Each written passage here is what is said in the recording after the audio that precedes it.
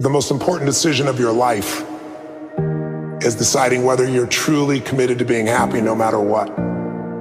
Because life is going to throw all kinds of curveballs at all of us. So the greatest gift you could give yourself is, I believe, to make that decision and say life is too short to suffer. It doesn't matter what happens, you're going to find something in it to enjoy and appreciate. You find what you're looking for. You want to get sad? Go read all the negative stuff. It's there, unlimited. You want to be happy? Go find all the free content around happiness, self-fulfillment, positivity. It's all there. You find what you're looking for. I'm not an advocate of toxic positivity or rose-colored glasses necessarily, but I do believe that you get to choose the thing that you're going to go looking for. And if you can get up and say, I'm going to go out and find some evidence of a good day, the likelihood of you having one is just higher. That gratitude allows me to have perspective at the end of the day, as opposed to focusing on all the horrible things or the bad stuff. It brings me back to perspective that my life is amazing, even if it's horrible. My life is amazing, even if it's the worst day ever and everything's against me. I lose all my money and something else bad happens. It's still incredible. You focus so much on the negative that you forget all the positive. And then when you do think about the positive, you're not putting the energy in the positive like you put in the negative. I know how to talk negative just like you know how to talk negative, but it don't work. It don't help nobody. Because if I put my energy into something negative, automatically my body's gonna respond and I'm gonna start doing negative stuff. I was homeless too. My father wasn't in my life too. I've been in struggles too. But I've come to realize that when you think optimistically and you speak positively, you can speak those things which are not as though they were. You can say certain things out your mouth and make it happen.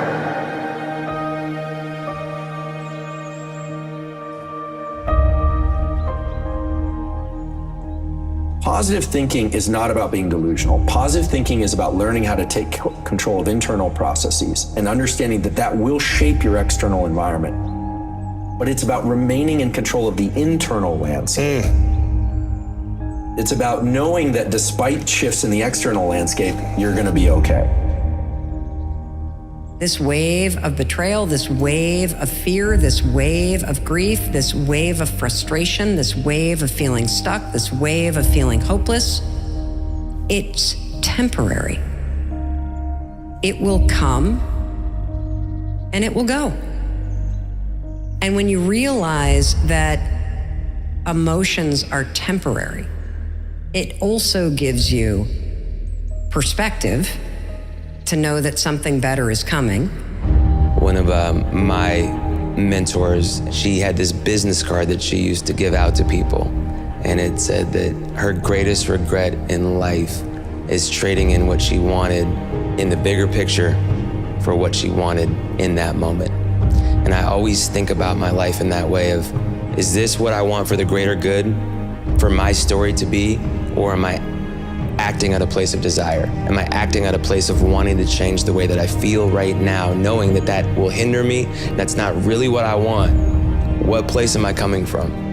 Smart people like the idea of being cynical because it seems like you've considered all of the options. Only somebody that's a smooth-brained idiot would believe that things are going to go well, but it fails to recognize that your experience of your life is largely determined by the story that you tell yourself about it.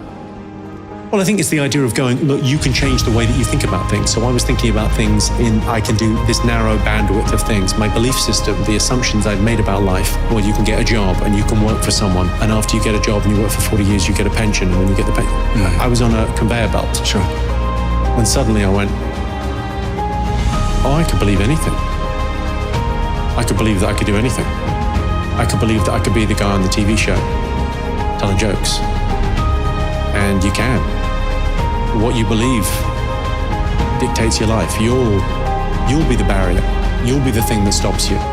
Life itself is what we deem it. That's exactly right. It is what we deem it.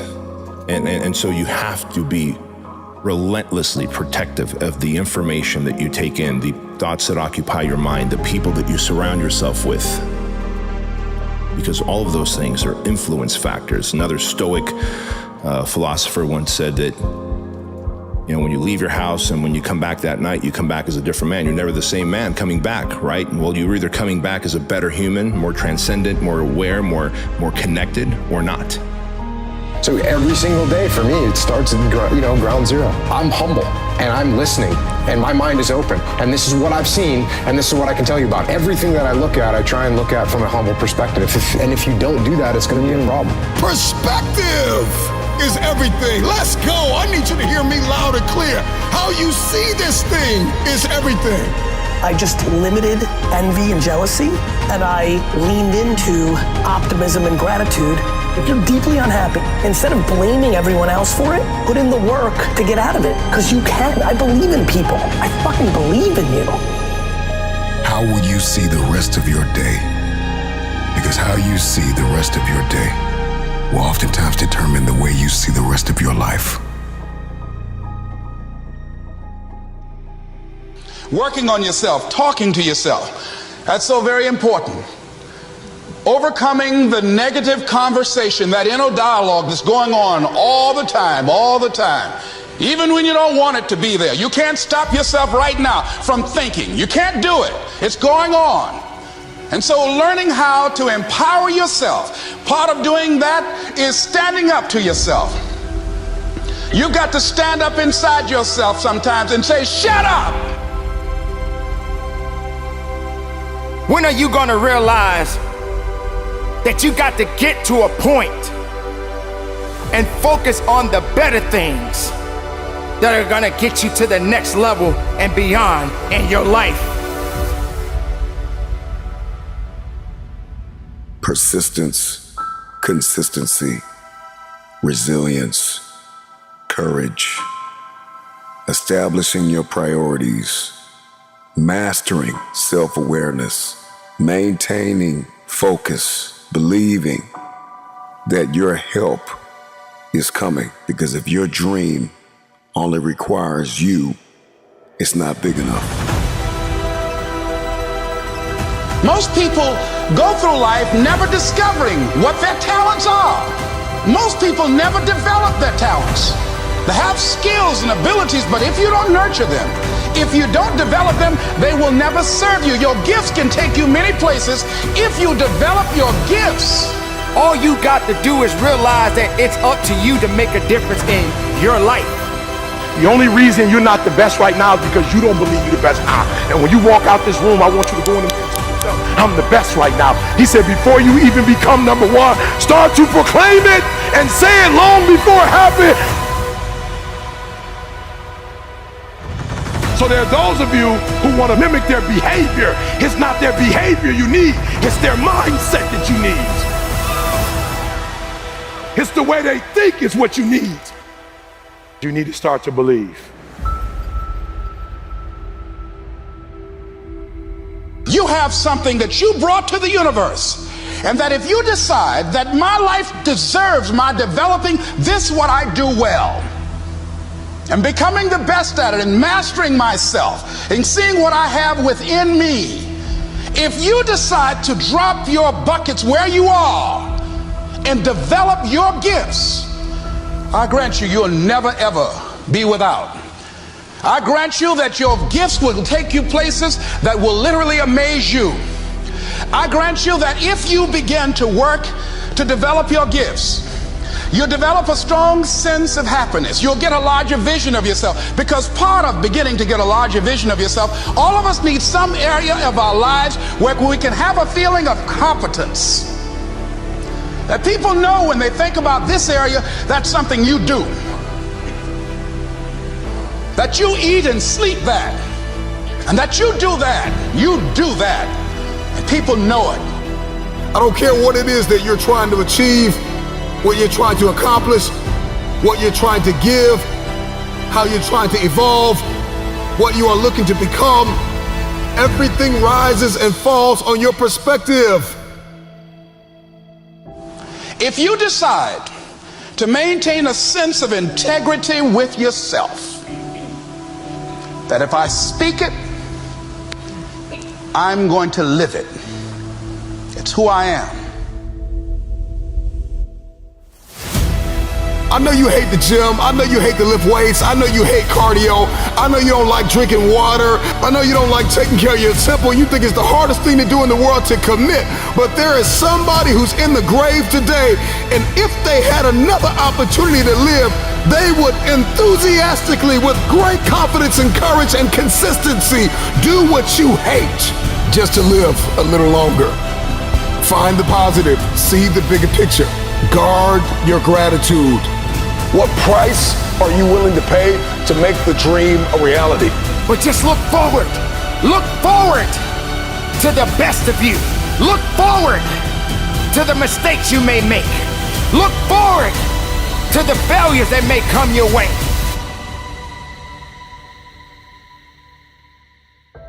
And don't give up on yourself. Don't throw the towel in so quickly. Many people give up on the 1-yard line. It's up to you to understand that you do matter and that you got some work to do. I would rather you confront, fight, and fail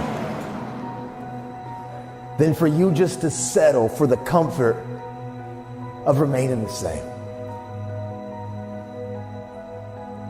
Change is tough,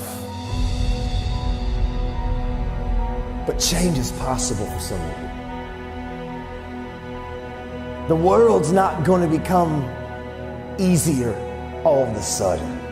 No, as you mature, you're going to have more responsibilities, more things that people expect out of you. But the truth is, you can do hard things. The truth is, as long as there's breath in your lungs, there's hope in your heart. Ask yourself, what's my dream? What's my dream? You think you're just here to work on a job, pay the bills, keep a roof over your head, a car note, and then die? Come on, give me a break. Raise the bar on yourself. Challenge yourself. Decide you're not going to be the same person. I want you to have the mindset that you're going to live an expanded vision of yourself. And you're going to go all in. I don't know your name, but I know you have a dream. You may be listening to me in your closet, your bedroom, the gym, the car, the bus, the train, the plane. I don't know where you're going, but I know you are going somewhere. You've got a destination. Keep a no excuse mentality. Then the sky is not your limit. The sky is your starting point. I never get turned off. Every single day, I want my destiny. I want my dream. You got to have this vision of yourself beyond your circumstances. You've got to see yourself every day. I can do this. I can make this happen. I'm blessed and highly favored. Good things are supposed to happen to me. You've got to see yourself every day and get out of your mind those old thoughts, that old belief system. Every day you've got to sell yourself on that it's possible. See, let me share something with you. The easiest thing I've ever done was to earn $1 million. The most difficult thing I've ever done was to believe it could happen to me. We all want to do something. We all want to be somebody. We all want to go somewhere. If these things are going to happen, we've got to stop habitually gravitating to excuse. You've got a destiny to fulfill. You've got a purpose to walk into. You've got a test to pass. You've got dots to connect, rooms to walk in, stages to stand on, and tables to sit down at. But you got to put a new mind in you. You got to get out of your mind. You got to begin to restructure your thinking. I'm ready to do this for my family. I'm ready to do this for my mother. I'm ready to win for my father. I'm ready to make history and ready to do something that nobody ever thought I could do. And we mistake the fact that we're supposed to be comfortable 24/7. Well, let me tell you something. Comfortable is equivalent to complacent. It's not always about the accomplishment. It's about the effort. I choose not to be a common man. It's my right to be uncommon if I can. I seek opportunity, not security. I want to take the calculated risk. To dream and to build, to fail and to succeed. I refuse to live from hand to mouth. I prefer the challenges of life to the guaranteed existence. The thrill of fulfillment to the stale calm of utopia. I will never cower before any master, nor bend to any threat. It's my heritage to stand erect, proud and unafraid, to face the world boldly and say, this I have done.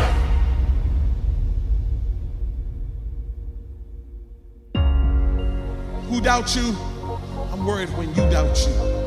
Because when you doubt you, you can't get nothing done. When you doubt you, every little thing that gets in your way turns you back. When you doubt you, all of a sudden things just seem to be harder. But out of everybody who doubts you, you can't doubt you. You got to believe in you. You got to believe in your ability. You got to believe that you can win. We get one opportunity to come this way. We get one shot. We got one life to live. Life is too short to make excuses. So I just came to talk to the game changers and to the change agents who are willing to confront any part of you that's not speaking to your madly, wildly amazing future. When somebody is in love with who they've been called to become, what they've been called to fulfill, what they've been destined to do, there is no day off. I'm telling you, don't wait another moment. Don't wait another day. Don't wait another minute. It's lonely. It's challenging. It requires discipline. It requires perseverance. It's a mindset. It's not over until I win. People that make excuses are not connected to their destination. They don't have an end game. They don't have a goal.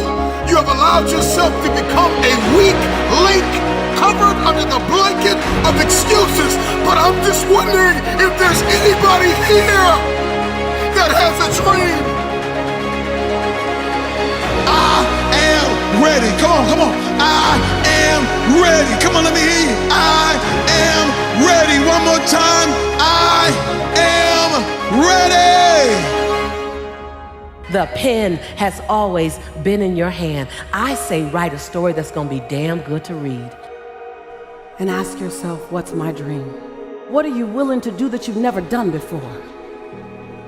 What are you willing to say that you've never said before? When you live like a warrior, you are vigilant, you are courageous, you take initiative, you're ambitious, you have an expanded vision of yourself. You're gonna take some chances on you. You're gonna bet on you. You don't settle for any and everything when you're a warrior. And you got to be in fight mode. You got to be ready to fight. Life is a fight for territory. Once you stop fighting for what you want, what you don't want will automatically take over. This is the year for reset. This is the year for restart. This is the year for reignite. This is the year for repeat the things that you love. This is the year for recommit. This is the year for redesign. This is the year for re-engage. This is the year for restart. This is that year.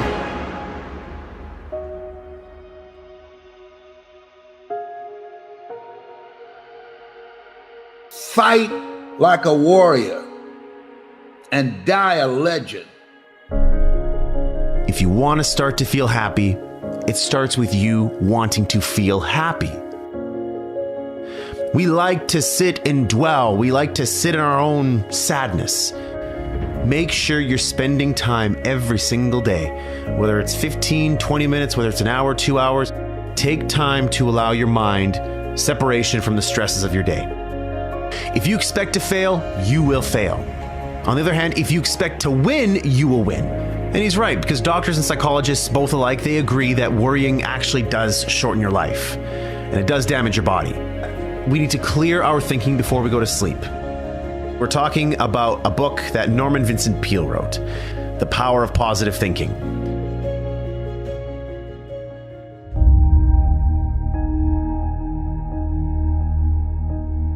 Let's kick this off with golden nugget number 1, creating your own inner happiness.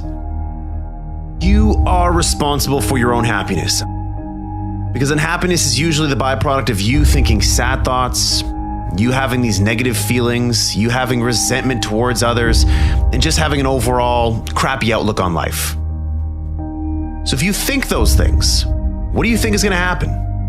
You have to force yourself to not think those negative thoughts. Peel says we have to get into the happiness habit by thinking upbeat, cheery thoughts throughout the day. We like to sit and dwell. We like to sit in our own sadness. I don't like to do that, but I just know that sometimes my brain forces me to do that, and I don't know why. So I have to force myself to not do that. I have to put on upbeat music. I have to go do something productive. I have to get in the gym. I have to go hang around friends that are gonna make me laugh. And it's tough. At first, it doesn't feel right. It feels like you're forcing it because you are forcing it, but eventually it starts to make you feel better. There are miracles happening all around you. There is beauty all around you. Open your eyes and look. Can you see the sun shining? Great. Can you hear the birds chirping? Great. Can you feel the warmth of the sun on your skin? Awesome. There's simple beauties all around us. If you want to start to feel happy, it starts with you wanting to feel happy. So short circuit those negative thoughts. And when you start to feel bad, when you start to find yourself gossiping, feeling guilty, feeling angry, feeling whatever it is you're feeling that's negative, turn that around. Force yourself to think positively, do positive things, and while it doesn't feel right at first, keep going. You're on the right path. Golden nugget number 2, the antidote to anxiety. People waste a lot of their time, a lot of their energy fuming and fretting about things that they cannot control. Go back to Covey's principle. Circle of concern, circle of influence. Focus only on those things in the circle of influence. Everything else in the circle of concern, you can't control. You can't affect that. So move on. Don't allow your mind to just spend time in that space. You're wasting your mind's energy. So as part of this antidote to anxiety, Peel says that we need to slow down to relieve our anxiety and to attain peace. And he suggests meditation. He suggests that we devote at least 15 minutes daily to calming and relaxing ourselves by thinking peaceful thoughts, or not thinking anything at all. So something he shares in the book is to help get rid of the tendency to worry and get angry, we need to relax and spend a few minutes thinking about beautiful, peaceful settings, hearing the birds chirping, feeling the sun on our face, all these things that I was talking about before, where it's just a matter of you actually thinking that in your mind. Wherever you are, if you're at work, if you're in your house, it doesn't matter. Close your eyes and open your mind to maybe a place where you were on vacation before. And go there for 15 minutes. Smell the smells, feel what the sand feels like on your feet, feel yourself plunging into the ocean. So the antidote to anxiety, it's all about clearing your mind. However you choose to do that, make sure you're spending time every single day.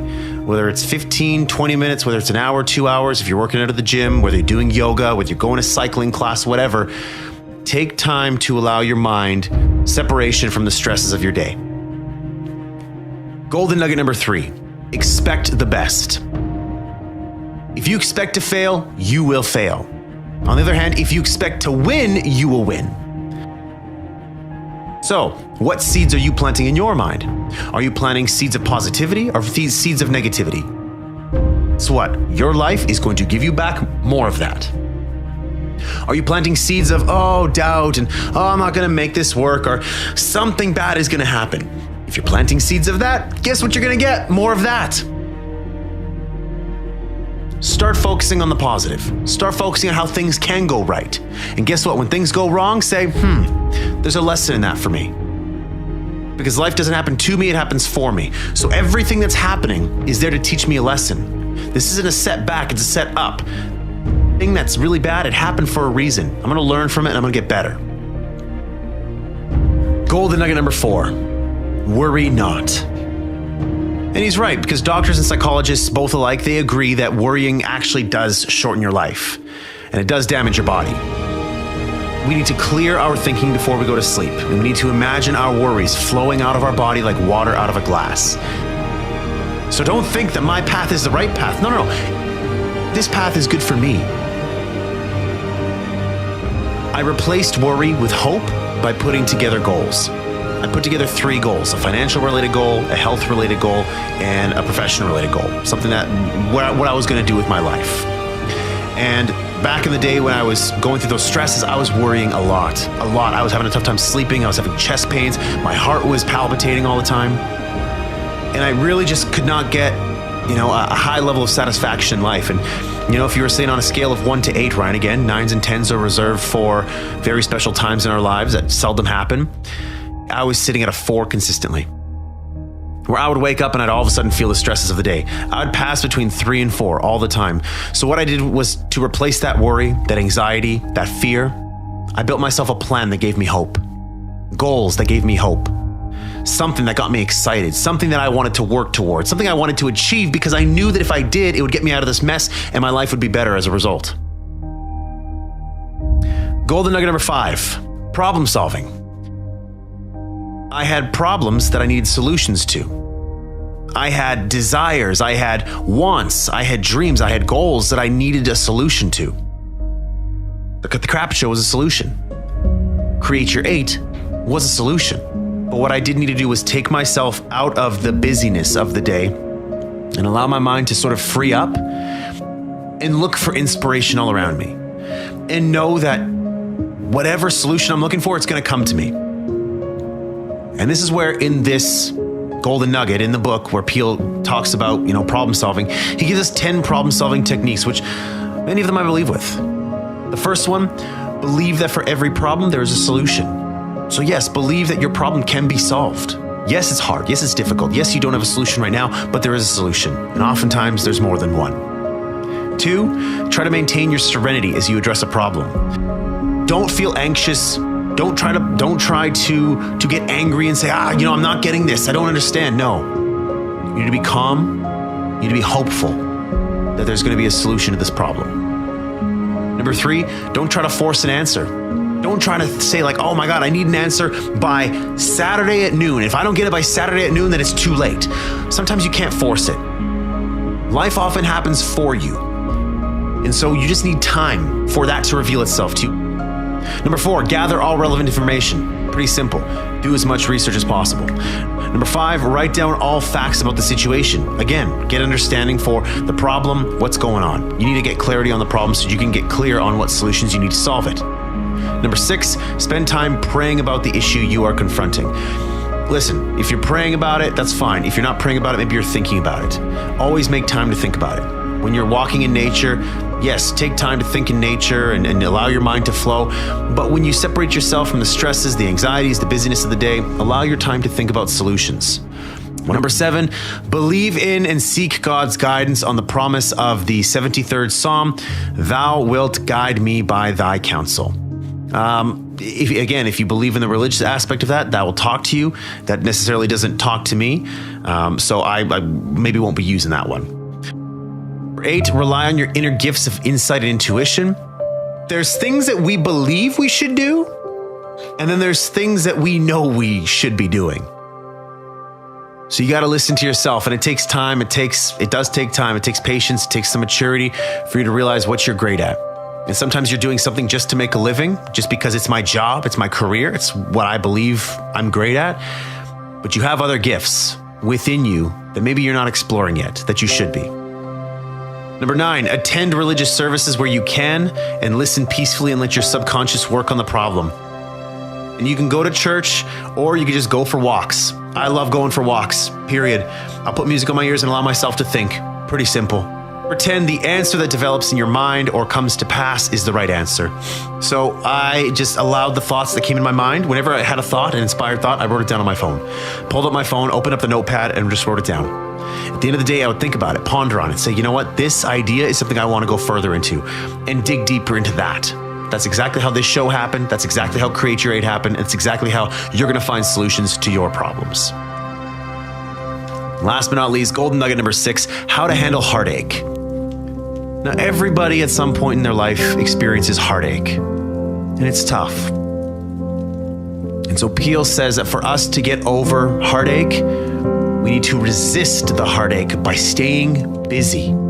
So if you're getting a divorce from your husband or your wife, if you just broke up with your girlfriend or your boyfriend, if you just lost a loved one, if a loved one passed away, a friend, a family member, doesn't matter who it is.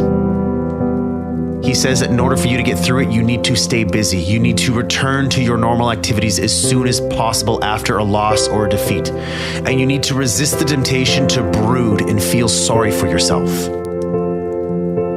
I gotta get back to work. I gotta get back to my goals, get back in the gym, get back to eating right, get back to hanging out with my friends, my family, listen to the music that I was listening to.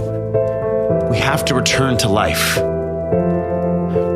But sometimes we just have to be sad, and we have to work our way through it. But the key here is to not allow your mind to dwell on it for too long. That's not handling heartache.